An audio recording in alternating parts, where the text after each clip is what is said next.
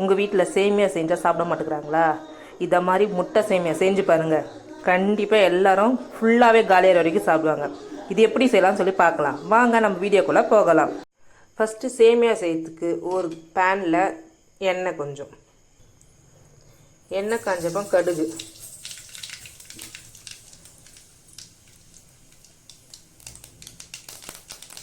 உளுத்தம்பருப்பு, கடலைப்பருப்பு,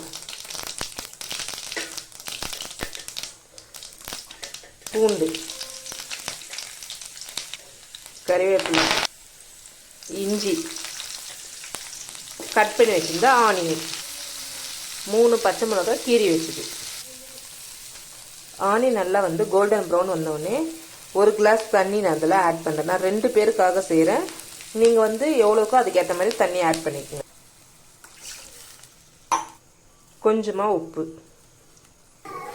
தண்ணி நல்லா பாயில் ஆனோடனே நம்ம எடுத்து வச்சுக்கிற சேமியா அதில் ஆட் பண்ணிடலாம். நான் ஒரு சின்ன பேக், ஒரு 180 கிராம்ஸ் இருக்குமே, அந்த பேக் தான் ஆட் பண்ணிக்கிறேன். உங்களுக்கு எவ்வளோ வேணுமோ அதுக்கேற்ற மாதிரி நீங்கள் ஆட் பண்ணிக்கோங்க. நல்லா மிக்ஸ் பண்ணிவிட்டு ஸ்லோவில் வச்சுட்டு தட்டு போட்டு மூடுங்க கொஞ்ச நேரம். சேமியா நல்லா உதிரி உதிரியாக இருக்கணும், கட்டியாக இருக்கக்கூடாது. ஸ்லோவில் அது அப்படியே இருக்கட்டும். நம்ம அதுக்குள்ளே முட்டை மசாலா செஞ்சிடலாம். நான் இன்னொரு பேனில் கொஞ்சமாக எண்ணெய் ஊற்றி, இந்த சேமியாவுக்கு நான் ஒரு 3 முட்டை எடுத்துக்கிறேன். 3 முட்டை இதில் உடச்சி எண்ணெயில் ஊற்றிக்கலாம். முட்டைக்கு காரத்துக்கு வெறும் மிளகாத்தூள்,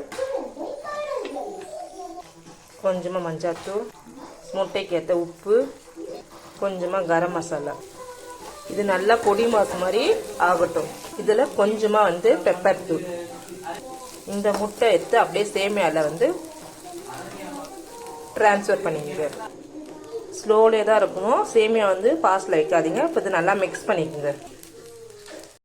சுவையான முட்டை சேமியா ரெடி. இது சூடாக சர்வ் பண்ணுங்கள். கண்டிப்பாக உங்கள் வீட்டில் இருக்க எல்லாரும் நல்லா இருக்குதுன்னு சொல்லுவாங்க. ட்ரை பண்ணி பார்த்துட்டு எப்படி இருக்குதுன்னு சொல்லி கமெண்ட் பண்ணுங்கள். தேங்க்யூ.